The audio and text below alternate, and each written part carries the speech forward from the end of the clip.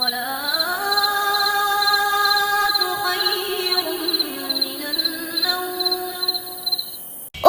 Finally অনেক কষ্টে খেজুরের রস খেতে পেরেছি।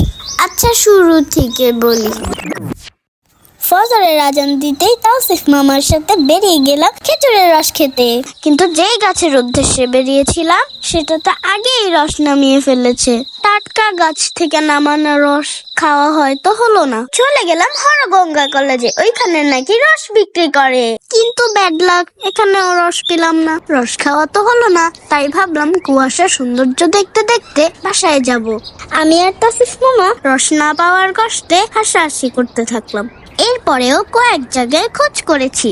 মামার বন্ধু ফোন দিয়ে জানালো এখন একটি গাছের রস কাটা হয়নি। সো আর দেরি না করে দ্রুত চলে গেলাম ওই গাছটার নিচে।